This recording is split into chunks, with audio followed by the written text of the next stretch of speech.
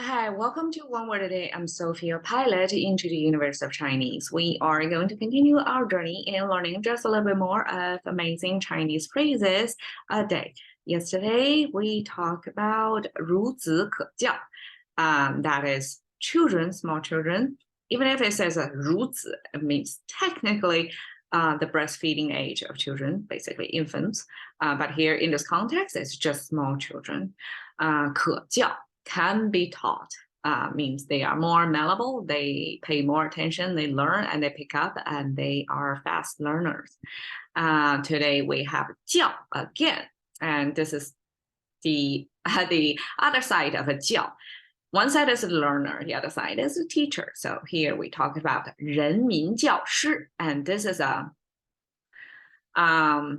type of words that used in China media a lot. At least this is what the lingo I grew up with, 人民教师. And nowadays, you can see like how they frame things. They say person, people, 人民, 教师, teacher, or lecturer. So this is my translation to break down like what it is. But when we grew up hearing this phrase, 人民教师, that means very glorified teacher, title up there. Teaching is not just teacher, it's not just a job earning, but they were placed on this statue of they're glorified as they are doing this for the people.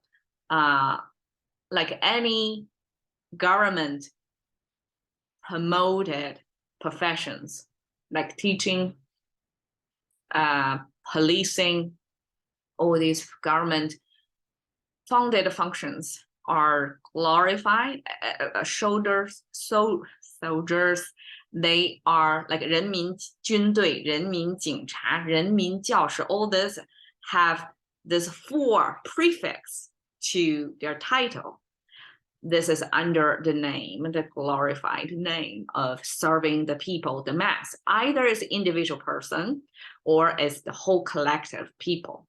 So, okay, person, this R-looking Chinese character in ancient ways, but this is more contemporary simplified Chinese. You can just write left stroke, right stroke. That's our human figure.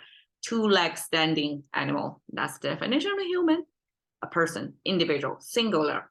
Okay, 民 is a collective because it talks about the lineage here of these are the straight line passed down the heirs of the name carriers of your family name.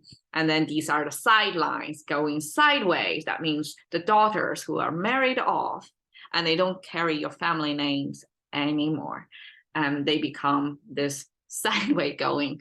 And I don't know about this. I seldom see any curved lines in Chinese characters like that. But that probably you can also visualize that as type of non-linear heritage. So that's the linearity of the name, the bloodline, or at least the name carriers, that how you can identify you belong to a certain family or not. So that eventually means all of them, either the name holders or the branching out to merge into some other family names, all of them collectively means the people living on this land. Right? Okay. 教, same baby image, and the knowledge network that I visualize it to be. And then the method of teaching is to give feedback, especially negative feedback. If you did something wrong, if you didn't solve 2 + 2 = 4, you're going to be punished. So that's the kind of teaching. The method of teaching, very rough depicted over here. The subject of teaching the object of the teaching, which is the children, the little kids learning, and the subject of teaching is the knowledge.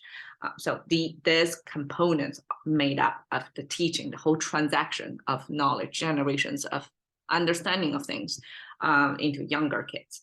So 是 originally came from this gathering of armed forces, and eventually it becomes gathering of just people. So it came from the left side is some hill image. You can see it's kind of stacking up and have this almost like a scaling thing. So stacking up. So that's not somewhere that you can easily go over. It's a kind of high-rise terrain. You can interpret it as a hill. And then the right side, some scholars said it's an upside down character of a plant growing thing. So if you imagine this character flip upside down, and this is the ground level, and this looks like a plant, kind of a cactus looking thing, right? The plant pointing upward. So that's something growing on the ground. But we already have the character that means growing things or living things. We call it a 生. And this character, we call it a 枝, this growing thing, eventually become abstract, become referral to this thing on the ground. And because plants are, most living objects that people care about, because it's about their livelihood, it's the farm, the crops, right? So anything on the ground growing, that they would use that symbol to refer almost everything else, right? So that's the things growing on the ground. We become like a pointer of this is that. And now this thing is upside down. It doesn't mean it's fallen from the sky. Okay, it doesn't mean that. It means the opposite meaning.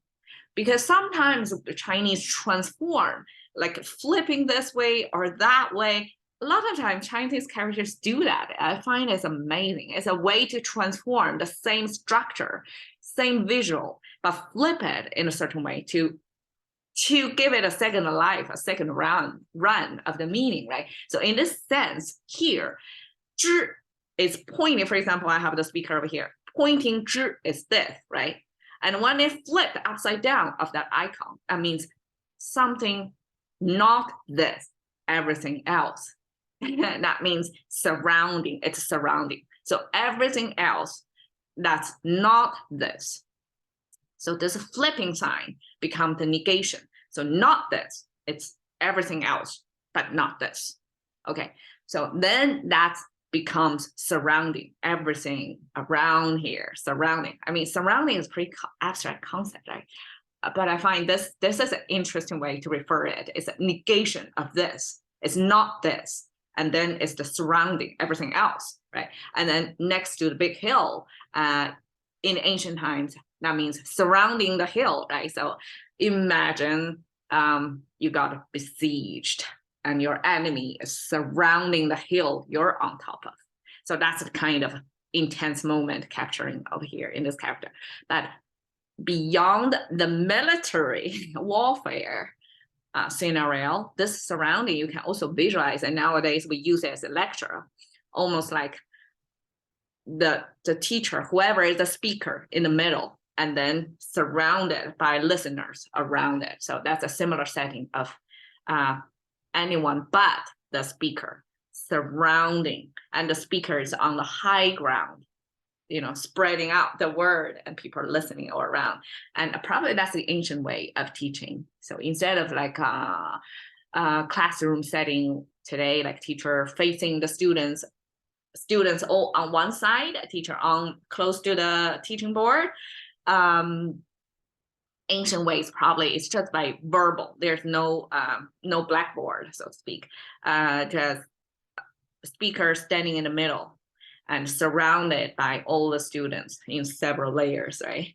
And then the speaker, lecture, kind of like a preacher, right? So teacher, preacher, probably similar capacity in that sense of they have a huge, crowd surrounding them, listening to their message, and that's their status. Like they are the word spreader, right? They are the knowledge carrier, they are the teacher. So that's the visual representation of what this lecture looks like. That's the center of attention of people listening to this lecture. So teach, 教, 教师 together means the action of teach and the position of teaching, right? It's like in the center of attention, center of the crowd, center of the students.